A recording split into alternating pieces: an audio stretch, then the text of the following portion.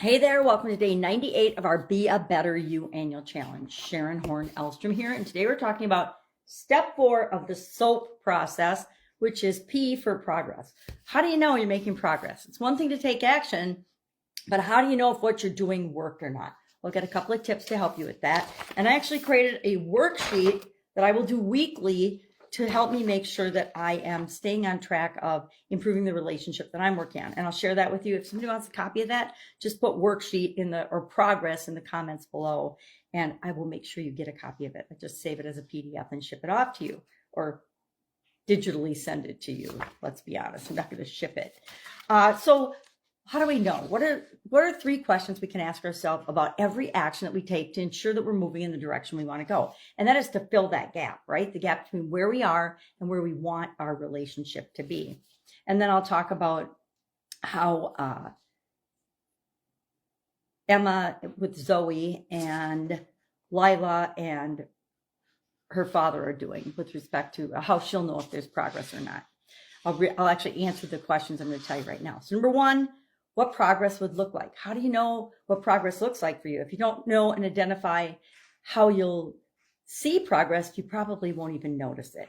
Number 2, how might we measure it? How can we measure progress? I love making up different ways to measure things, especially subjective things that are really hard to measure in real life terms, or real physical terms, I suppose.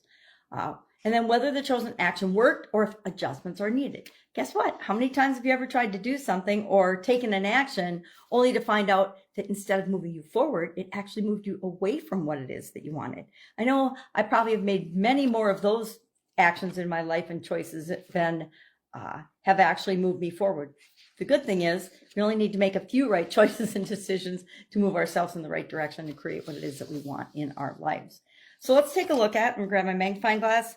Let's take a look at Zoe and Emma's story. Remember, she's working on her relationship with her daughter, and the action she took yesterday was she left a handwritten note of encouragement for Zoe. Now, signs of progress might include Zoe responds to the note, even with a simple thanks, less tension in the next few interactions that they have together. Zoe initiates a conversation or accepts Emma's invitation to talk or hang out or do something together. How to measure progress in their relationship. She could track tone of recent conversations. More neutral or warm would equal progress. Journal Zoe's responses over the next 7 to 10 days and see if there's a trend toward improving or getting worse. And then, is Zoe spending more time in shared spaces like the kitchen or the living room, or still camping out in her bedroom most of the time? And then, did it work? Did the action that you took, that actually in this case that Emma took, work? If Zoe acknowledges the gesture or begins to soften, yes. If there's no change, Emma might try option 2, which is asking open-ended questions next. She might take and just, instead of leaving another note, she'll switch to a different strategy and take a different action. So then let's quickly look at Lila and her father. I keep spelling Lila wrong. Action taken. She sent a heartfelt message expressing the desire to reconnect with her dad, right? Because they've been estranged. Signs of progress might include. Remember, you can look for more than one way to notice if it's working or not. Her dad's responds positively and asks for a talk.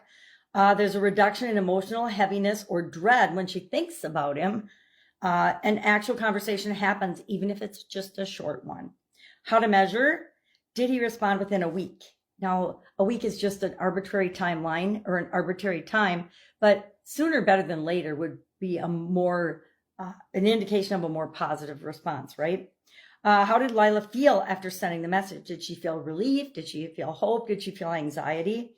You could also measure it by saying, did the message open the door for more communication? Did it work? If it sparked a response, even a hesitant one, that's progress. If no reply comes after a reasonable time, Lila selected a week, Lila considered follow-up or shifting to a new approach. Example, option 6, she could invite him to a casual event and see if he shows up. And that would be an indicator to her whether he even wants to reopen a conversation or have a relationship with her. So that's what we're going to do today for ourselves. Each of us are going to answer those 3 questions. How, excuse me, How are you going to measure, or what progress would look like? You got to have some ways of knowing so that you actually notice if you're seeing progress or not, or if not, because if you're not, you want to be able to take another action. How might you measure it? How is a way to measure the relationship change? And then if identify and decide if the action worked or not. You will know within a week if it worked or not. And if it didn't, pick a different action, take a different tack, do something else to try to help improve the relationship. Now, the worksheet that I created for myself, wherever I put it, is really simple. It's a simple one-pager, so I can stick it in a ring binder. I really like ring binders and tracking things. So each week from now on, I will do this sheet until the relationship gets on track, automatically moving in the direction I want it to go. And it just includes sections like the date, Be a Better You Annual Challenge, day 98, April 5th, 2025. So I'll have the date of each time I check in. Will I do it every week religiously or consistently? Maybe, maybe not. Depends what else is going on. But I will do it on a regular basis and actually create another sheet for it so I can see over time if I'm making progress or not. And it's just, the relationship focus, blank person that you're focusing on, blank action taken from step 3 of the process. And then there's room to write in the action that I took. And then day 1, interacted, question mark, what happened, question mark, signs of progress, how did you feel? Just a quick, simple little worksheet, boop, boop, boop, boop. And then reflective questions to ask after 7 days. What changes, big or small, did you notice in the relationship this week? Number 2, how has your own energy or mindset shifted since taking action? Number 3, did the action work? If yes, how will you build on it? If not, what might you try next? And 4, what does progress look like for you in the next 7 days? So it encourages me to do like a weekly check-in on the relationship to keep it top of mind. Otherwise, guess what? We get busy. Life happens, and we don't stick consistently to doing the things we say we're going to do. Even if we tell ourselves we're going to do them, sometimes we forget, or life gets busy, or trauma or drama comes up and we just don't get around to it. So having a worksheet helps me to stay consistent. It's a great tool. I highly recommend that you try using one too. Any questions about this, about what our action item is today? How do you know you're making progress? How might you measure? And what will it look like? What does progress look like for you so that you will recognize it when you see it? Any questions, hit me up and ask. Otherwise, have an awesome day, and I will, of course, be with you tomorrow.